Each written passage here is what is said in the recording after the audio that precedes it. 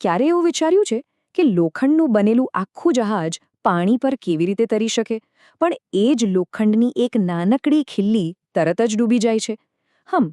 ચાલો આજે આપણે આ તરવા અને ડૂબવા પાછળ છુપાયેલા રસપ્રદ વિજ્ઞાનને સમજીએ. તો આપણી આખી વાત જ આ સવાલથી શરૂ થાય છે.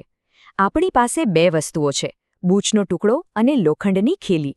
બંનેનું વજન એટલે કે દળ બિલકુલ સરખું છે, પણ પરિણામ સાવ અલગ. આ કોઈ જાદુ નથી, આ શુદ્ધ વિજ્ઞાન છે. તો અહીં આપણે જોઈ શકીએ છીએ, પરિણામ એકદમ સ્પષ્ટ છે. બૂચ પાણીની સપાટી પર આરામથી તરી રહ્યું છે, જ્યારે પેલી લોખંડની ખીલી સીધી તળિયે પહોંચી ગઈ છે. આ જે તફાવત છે ને, બસ એ જ આપણી તપાસનો પાયો છે. આપણા આ રહસ્યનો પહેલો સંકેત પાણીમાં જ છુપાયેલો છે. ખબર છે, પાણી ખાલી પડ્યું નથી રહેતું, એ પોતાની અંદર આવતી કોઈપણ વસ્તુને ઉપરની તરફ ધક્કો મારે છે, એક અદૃશ્ય બળ લગાવે છે. આ તો લગભગ આપણે બધાએ ક્યારેક ને ક્યારેક કર્યું જ હશે, ખરું ને? જ્યારે આપણે ખાલી મગને ઊંધો કરીને પાણીમાં નાખવાની કોશિશ કરીએ ત્યારે એક ધક્કો અનુભવાય છે. એ જે ઉપર તરફનો ધક્કો લાગે છે ને, એ કોઈ આપણો વહેમ નથી, એ તો એક સાચું બળ છે જે પાણી લગાવે છે. વિજ્ઞાનમાં આ અદૃશ્ય ધક્કાને એક ખાસ નામ આપવામાં આવ્યું છે, ઉત્પ્લાવક બળ. તો મુદ્દો એ છે કે જ્યારે પણ કોઈ વસ્તુ પાણીમાં જાય છે ત્યારે પાણી તેને ઉપરની તરફ ધકેલવાની કોશિશ કરે છે. આ આપણા કોયડાનો પહેલો અને બહુ જ મહત્વનો ભાગ છે. સારું, હવે આપણે જાણીએ છીએ કે આ બળનું નામ શું છે, પણ સવાલ એ છે કે શું આપણે એને સાબિત કરી શકીએ? શું આપણે તેને માપી શકીએ? તો જવાબ છે હા, બિલકુલ. ચાલો જોઈએ કેવી રીતે. ચલો એક બહુ જ સરળ પ્રયોગ જોઈએ. આપણે ફક્ત એક સ્પ્રિંગ બેલેન્સ એટલે કે વજન કાંટો, એક પથ્થર અને થોડું પાણી વાપરીશું. બસ આટલાથી જ આપણે આ અદૃશ્ય બળને કામ કરતું જોઈ શકીશું. જુઓ અહીં શું થાય છે. જેવો પથ્થર પાણીમાં જાય છે, સ્પ્રિંગ બેલેન્સ પર એનું વજન ઘટવા માંડે છે. આ કોઈ જાદુ નથી, આ બીજું કંઈ નહીં પણ પાણીનું ઉત્પ્લાવક બળ છે જે પથ્થરને ઉપર ધકેલી રહ્યું છે, અને એટલે જ એનું વજન ઓછું લાગે છે.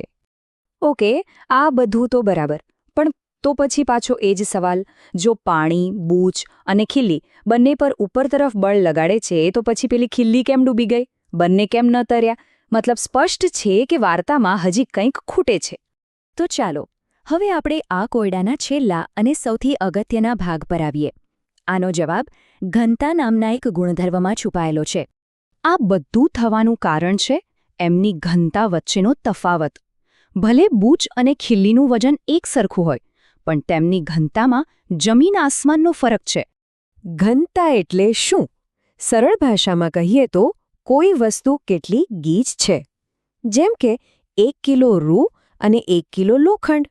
વજન તો બંનેનું સરખું જ છે, પણ લોખંડ કેટલી ઓછી જગ્યા રોકે છે.